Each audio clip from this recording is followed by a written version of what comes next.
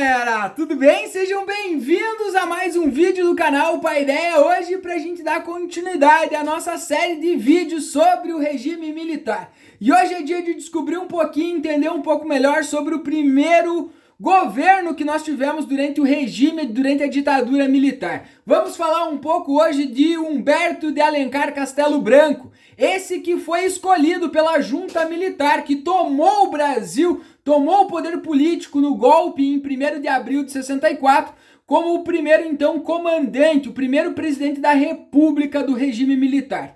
Então, Castelo Branco, como assim é mais conhecido, assumiu o controle, da presidência brasileira a partir de 11 de abril, aonde foi indicado e aceito pelo Congresso Nacional. Suas primeiras medidas foram justamente anular as reformas propostas que vinham sendo propostas por João Goulart. Em especial, 2 decretos de Jango foram imediatamente revogados por Castelo Branco. O decreto que nacionalizava as refinarias de petróleo no Brasil e também o decreto que desapropriava alguns territórios que seriam destinados à reforma agrária. Então esta é a primeira atitude de Castelo Branco, que também dá início a uma série de perseguições e punições àqueles opositores políticos ou àqueles que eram considerados pelos militares como perigosos ou como ameaças comunistas nesse momento.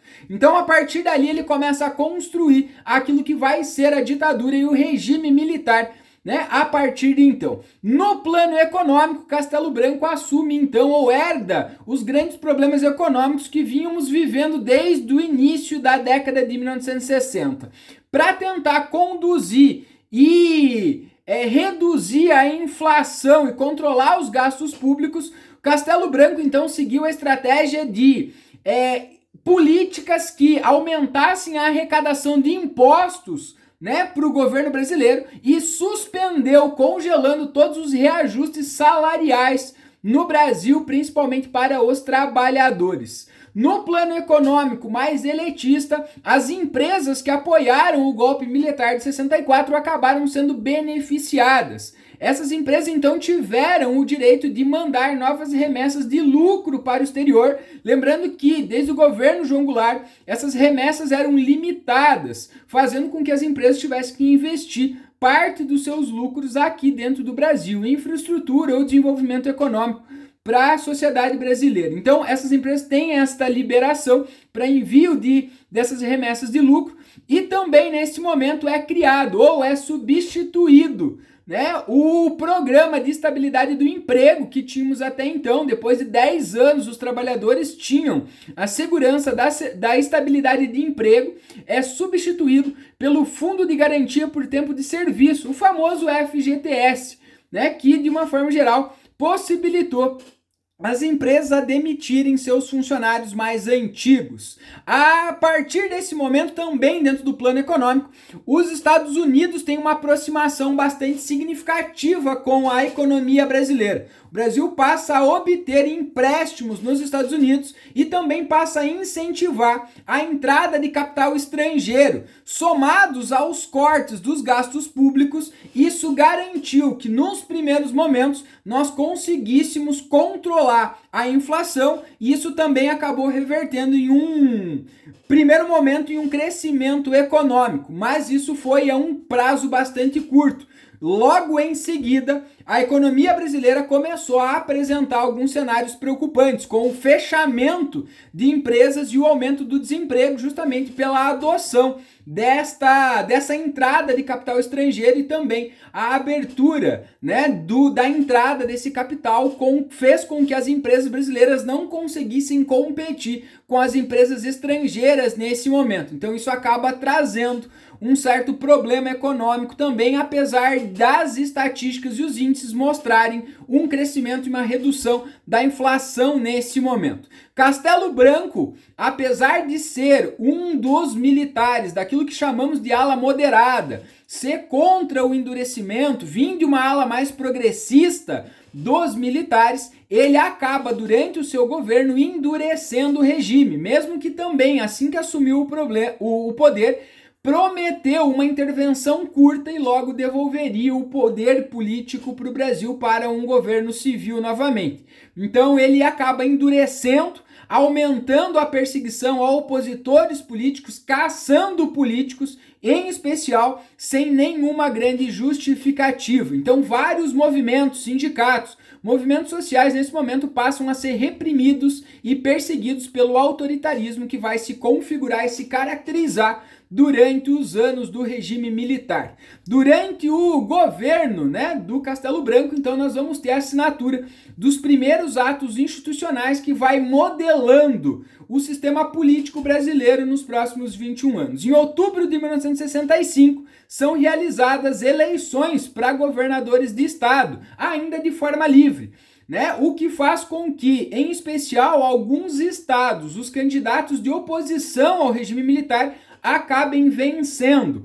A derrota nesses estados considerados importantes provocou uma reação da linha dura dos militares e a partir daí há uma pressão para que o Castelo Branco endurecesse e evitasse que esses políticos, esses governadores eleitos, acabassem tomando posse. O resultado das eleições acabam sendo respeitadas, mas a linha dura pressiona o governo e isso acaba fazendo com que se materialize então o AI-2, o Ato Institucional número 2. Esse dispositivo vai trazer para o Brasil, primeiro, o presidente passa a ser escolhido por um grupo de políticos selecionados, o famoso colégio eleitoral, então não é mais pelo Congresso, então é um grupo específico. Também há a redução das funções do Congresso Nacional, então o Congresso Nacional nesse momento perde poder político, e o presidente então também tem os seus poderes acrescentados e passa a ter o direito de governar o Brasil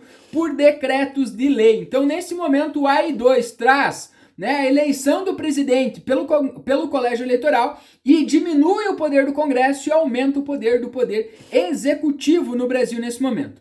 O AI-2 também traz uma mudança extremamente importante da característica do regime militar, a extinção do pluripartidarismo. A partir do AI-2, então, nós temos o bipartidarismo. Os partidos políticos são desfeitos no Brasil e passam a existir apenas 2 partidos. A Aliança Nacional Renovadora, a Arena, partido dos militares de posição do governo, e os partidos de oposição são concentrados todos em um partido só. O Movimento Democrático Brasileiro, o famoso MDB. Então todos os opositores, todos aqueles que eram contra politicamente o governo militar, a ditadura, então estavam concentrados todos em um partido só. Em fevereiro de 1966 é decretado o AI-3, mais um ato institucional. Esse passa a estabelecer eleições indiretas agora para governadores de estados e prefeitos. Então, esses governadores, os prefeitos das capitais e aquelas cidades também mais importantes, consideradas fundamentais para a segurança nacional, passam a ser escolhidas então também pelo colégio eleitoral, compostas basicamente por delegados políticos escolhidos pelo regime militar, a partir desse momento, Ainda durante o governo do Castelo Branco é instituído o AI-4, o Ato Institucional número 4, Este ato institucional vai trazer para o Brasil uma nova Carta Constitucional. Então, nossa Carta de 1946 é encerrada e é elaborada uma nova Carta Constitucional que entra em vigor e é aprovada em 15 de março de 1967. Esta carta traz como principais características o aumento dos poderes da União, do poder executivo, do presidente da República, a perca da autonomia política dos estados e municípios, a aplicação de um rígido código de conduta sobre o poder legislativo. Então o poder legislativo no Brasil passa a ser controlado de forma muito mais próxima pelo poder executivo. Há também a ampliação dos poderes da junta militar, que por trás dos presidentes da República, então, essa junta militar formada por Exército, Marinha e Aeronáutica era a grande cúpula das Forças Armadas que, de uma forma geral, aí controlava o poder político. E também as eleições para presidente da República passam a ser oficialmente tá? Indiretas. Então, aí, durante o governo do Castelo Branco, então, que vai de 1964 até 1967, nós temos aí, então, a construção, a estruturação política do regime militar da ditadura, né? Começamos o endurecimento, né? Perdemos nossos poderes, nossos direitos políticos, parte dos nossos direitos civis, parte também dos nossos direitos individuais e coletivos durante esse momento. E aí quem sucede o governo do Castelo Branco em 1967 é o Costa e Silva, mas este é um tema para o nosso próximo vídeo. Então fica ligadinho aí, deixa sua curtida e segue o canal.